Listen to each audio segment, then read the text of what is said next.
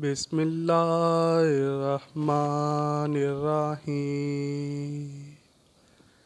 قرب قیامت کی 10 بڑی علامات میں سے ایک علامت دجال کا ظاہر ہونا بھی ہے۔ دجال کا فتنہ تاریخ انسانی کی ابتدا سے لے کر انتہا تک کے تمام فتنوں سے بڑا اور خطرناک فتنہ ہے، جس کی بڑائی اور شدت کا اندازہ اس بات سے بھی لگایا جا سکتا ہے کہ ہر نبی نے اپنی قوم کو دجال کے فتنے سے ڈرایا ہے۔ حضور پاک صلی اللہ علیہ وآلہ وسلم نے فرمایا کہ اس سے بڑا فتنہ نہ آیا ہے اور نہ ہی آئے گا، جو اس زمین پر رہنے والے اہل ایمان کے لیے کسی بڑے امتحان سے کم نہ ہوگا۔ عورتیں دجال کے فتنے کا بڑا نشانہ بنیں گی۔ دجال سے ہم بستری کرنے والی عورتیں کون ہوں گی اور ان کی پہچان کیسے کی جا سکتی ہے، یہ جاننے کے لیے ویڈیو آخر تک دیکھیں۔ آئیں دوستو، پہلے ہم آپ کو احادیث کی روشنی میں دجال کے بارے میں بتاتے چلیں۔ دجال کے معنی ہیں بہت زیادہ جھوٹا شخص، کیونکہ دجال بھی حق کے ساتھ باطل کو ملا کر جھوٹ بولے گا، اس لیے اسے دجال کہا گیا ہے۔ یہ خود کو مسلمان ظاہر کرے گا اور لوگوں کو بھلائی کی طرف بلائے گا، لیکن پھر نبوت کا اور آخرکار خدا ہونے کا دعویٰ کرے گا۔ حضرت ابو امامہ رضی اللہ تعالیٰ عنہ سے روایت ہے کہ رسول اللہ صلی اللہ علیہ وآلہ وسلم نے ہم سب کو ایک لمبا خطبہ دیا اور تقریر میں دجال کا حال بیان فرمایا جب سے اللہ نے زمین پر انسان کو بھیجا ہے، اس کے بعد سے اب تک اللہ نے زمین پر دجال سے بڑا فتنہ پیدا نہیں فرمایا۔ تمام انبیاء اپنی امت کو دجال سے خوف دلا رہے ہیں، کیونکہ تمام انبیاء کے آخر میں ہوں اور تم ہی آخری امت ہو، اس لیے دجال تم ہی میں پیدا ہوگا۔ اگر وہ میری زندگی میں ظاہر ہو جاتا تو میں تم سب کی جانب سے اس کا مقابلہ کرتا، لیکن چونکہ وہ میرے بعد ظاہر ہوگا، اس لیے ہر شخص اپنے نفس کی جانب سے اپنا بچاؤ کر لے گا، اللہ میری جانب سے اس کا محافظ ہوگا۔ سنو، دجال شام اور عراق کے مابین حلہ سے ظاہر ہوگا اور اپنے دائیں اور بائیں پائے جانے والے ملکوں میں فساد پیدا کرے گا۔ آپ نے فرمایا، اے اللہ کے بندو، ایمان پر قائم رہنا، میں تم کو اس کی وہ حالت بیان کرتا ہوں جو تمہیں کسی نے نہیں بتائی۔ پہلے وہ نبوت کا دعویٰ کرے گا، پھر کہے گا کہ میں خدا ہوں۔ مرنے سے پہلے خدا کو نہیں دیکھ سکتے تو دجال خدا کیسے ہوا؟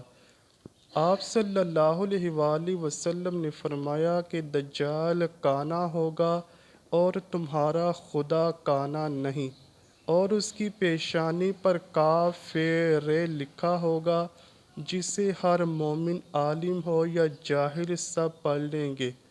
اس کے بعد آپ صلی اللہ علیہ وآلہ وسلم نے فرمایا کہ پس دجال ویرانے سے گزرے گا تو اسے حکم دے گا کہ اپنے خزانے نکال۔ خزانے اس کی ایسے تباہ کریں گے جیسے شہد کی مکھیاں اپنے مالک کی تباہ کرتی ہیں۔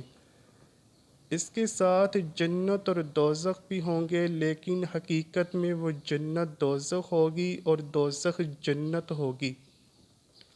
جو شخص اس کی دوزخ میں ڈالا جائے، اسے چاہیے کہ وہ سورہ کہف کی ابتدائی آیات پڑھے، تو دوزخ اس کے لیے ایسا ہی باغ بن جائے گی جیسا کہ آگ حضرت ابراہیم علیہ السلام پر گلزار ہوئی۔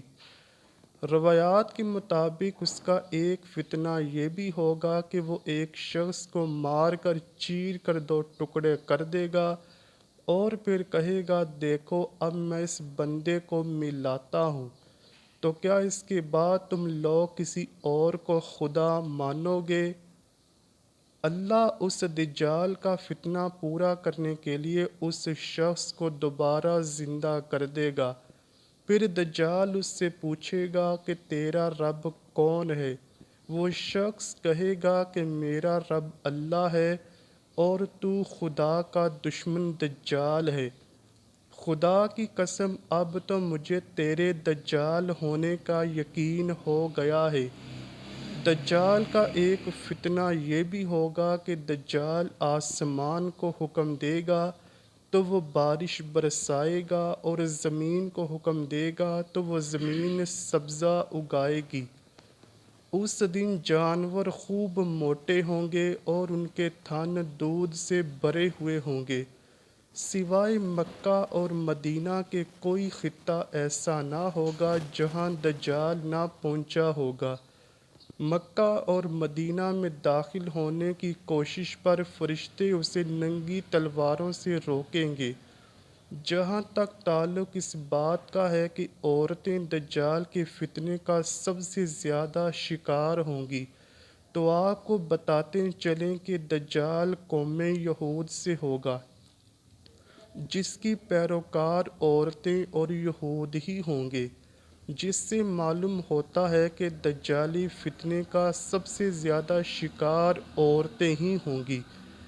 ایک روایت میں آتا ہے کہ کٹر یہودی عورتیں دجال سے ناجائز تعلقات بنانے کی کوشش بھی کریں گی اور اس کے کفیل جسم کو اپنانے کے لیے ان یہودی عورتوں میں جنگ چھڑ جائے گی، اور یہ عورتیں دجال کو اپنی طرف مائل کرنے کے لیے طرح طرح کے ہتھ کنڈے اپنائیں گی۔ مختلف احادیث میں دجال کا حلیہ بتایا گیا ہے۔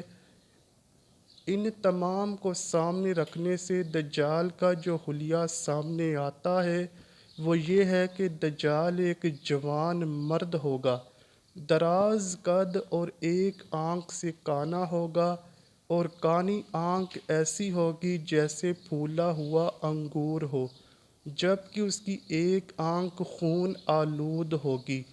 اس کا سینہ چوڑا اور ذرا سا اندر کی طرف دھنسا ہوا ہوگا۔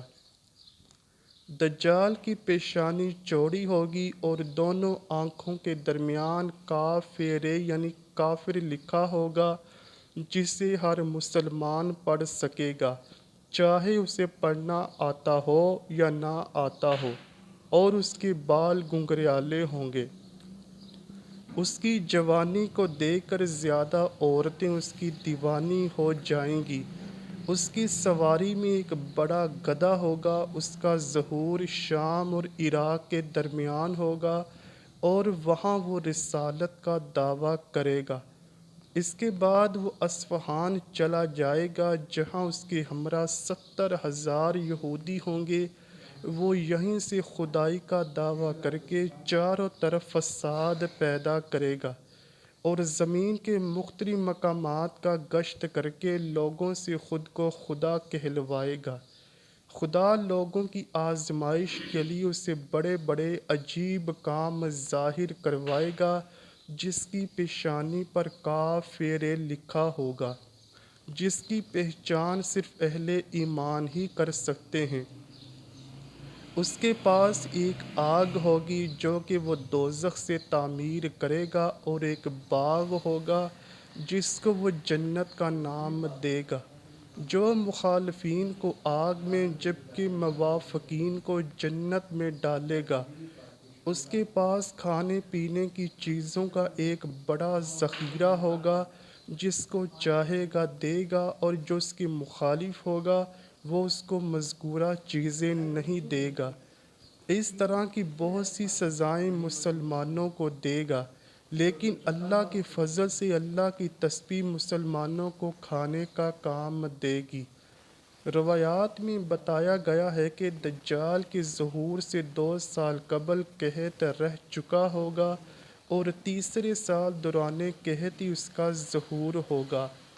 زمین میں دفن خزانے اس کے حکم سے اس کے ہو جائیں گے، وہ بعض آدمیوں سے کہے گا میں تمہارے ماں باپ کو زندہ کر سکتا ہوں، اس لیے تم میری قدرت کو دیکھ کر میری خدائی کا یقین کر لو۔ اور اسی حالت میں بہت سے ممالک سے وہ گزرے گا، یہاں تک کہ وہ یمن پہنچے گا، جہاں بہت سے بددین لوگ اس کا ساتھ دینے کے لیے راضی ہو جائیں گے۔ وہاں سے واپس ہو کر وہ مکہ مکرمہ کے پاس مقیم ہو جائے گا۔ وہ مکہ اور مدینہ میں داخل ہونے کی کوشش کرے گا، مگر محافظ فرشتوں کی وجہ سے داخل نہ ہو سکے گا۔ اس کے علاوہ مدینہ میں 3 خوفناک زلزلے آئیں گے، جس کے بعد وہاں رہنے والے بدعقیدہ لوگ ڈر کی وجہ سے شہر سے نکل کر دجال کے پھندے میں جا پھنسیں گے۔ مدینہ سے دجال شام کی طرف روانہ ہو جائے گا۔ اس کے پہنچنے سے قبل ہی حضرت امام مہدی دمشق پہنچ چکے ہوں گے اور دجال کے ساتھ جنگ کرنے کی تیاری کے لیے فوج ترتیب دیں گے۔ ایک بھی لوگ نماز میں مصروف ہوں گے کہ اس دوران حضرت عیسیٰ علیہ السلام کو فرشتوں کے ساتھ دمشق کی جامع مسجد کے مشرق مینار پر اتریں گے اور امام مہدی سے ملاقات کریں گے۔ یوں حق و باطل میں ایک خون ریز جنگ شروع ہوگی اور مسلمانوں کو فتح نصیب ہوگی۔ اسی جنگ کے دوران دجال کو بیت المقدس کے قریب قتل کیا جائے گا اور اس کی لاش کو وہاں موجود ایک کنویں میں لٹکا دیا جائے گا۔ اللہ پاک سے دعا ہے کہ وہ ہمیں ہر قسم کے دجالی فتنے سے محفوظ فرما کر ہمیں نیک اعمال کرنے کی توفیق عطا فرمائے، اور ہم سب کو اپنے پیارے حبیب صلی اللہ علیہ وآلہ وسلم اور ان کی آل پاک سے سچی اور پکی محبت کرنے کی توفیق عطا فرمائے۔ آمین یا رب العالمین۔ امید کرتا ہوں کہ آپ کو ویڈیو ضرور پسند آئی ہوگی۔ اگر ویڈیو پسند آئی ہے تو ویڈیو کو لائک کیجیے، شیئر کیجیے اور چینل کو لازمی سبسکرائب کیجیے۔ کمنٹ سیکشن میں اپنی رائے کا اظہار بھی ضرور کیجیے گا۔ ملتے ہیں اگلی ویڈیو میں، تب تک کے لیے اللہ حافظ۔